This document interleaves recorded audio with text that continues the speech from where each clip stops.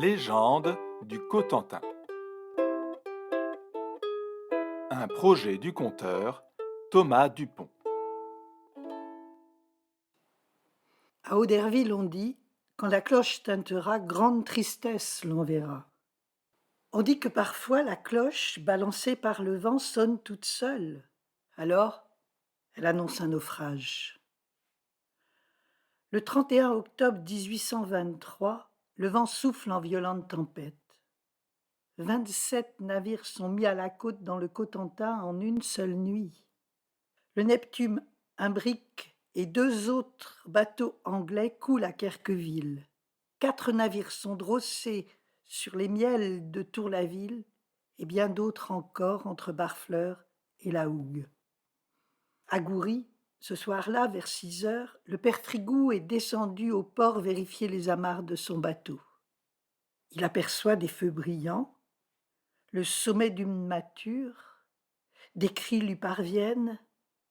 Pas de doute, un navire vient de s'échouer sur les Camelars. Il remonte en hâte au village, alerte les voisins et, à travers chasses et prés, un cortège se dirige vers le lieu du naufrage.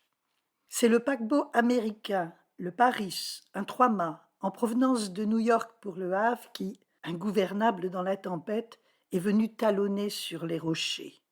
Éventré, à demi submergé, la masse sombre apparaît au milieu de l'écume. Le père Frigou connaît bien le coin.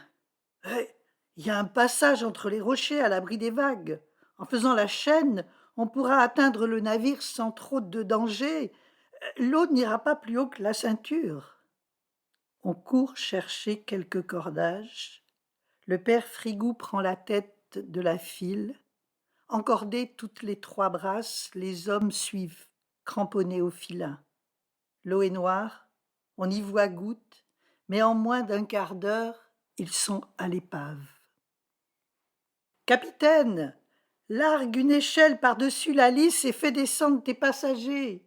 Les dames d'abord.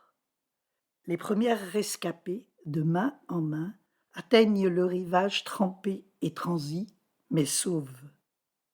Soudain, dans l'obscurité, les doigts du pêcheur sont surpris par le contact avec une robe plus rugueuse. Il regarde le visage. C'est à un homme qu'il a affaire. Hé Jules, un curé. Un curé? On aura tout vu sur ce bateau. Oui, mon fils, murmure l'ecclésiastique, et même un évêque. La nouvelle se propage de bouche en bouche. Un évêque, un évêque, un évêque. Et elle arrive à la plage avant même que ce dernier ne l'ait atteinte. Il s'agit de Monseigneur de Chevérus qui a fondé la paroisse catholique à Boston. En moins d'1 heure, passagers et équipage sont en sécurité sur la terre ferme.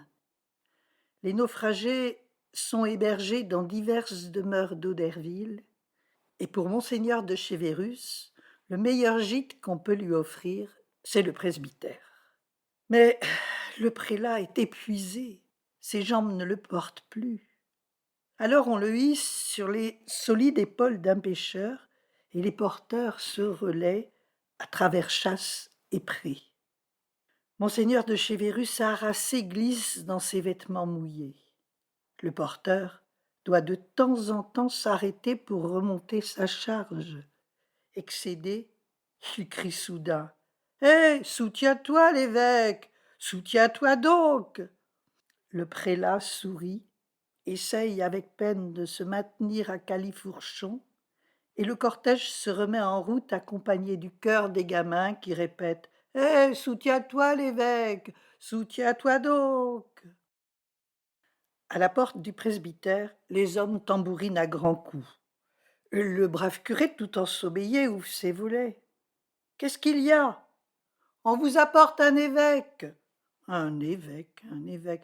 Bon, allez, braves gens, passez votre chemin et revenez me voir demain.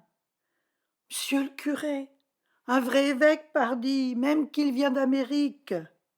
Le curé reconnaît la voix de son sacristain. D'habitude, il est sobre. Bon, j'arrive. Allez, soutiens-toi, l'évêque. Il y a notre curé qui descend.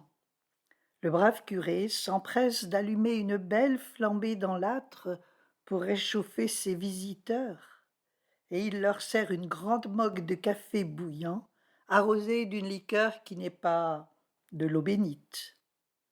Le lendemain, après une bonne nuit, séché et remis d'aplomb, monseigneur de Chéverus célébra la cérémonie de la Toussaint dans l'église d'Auderville.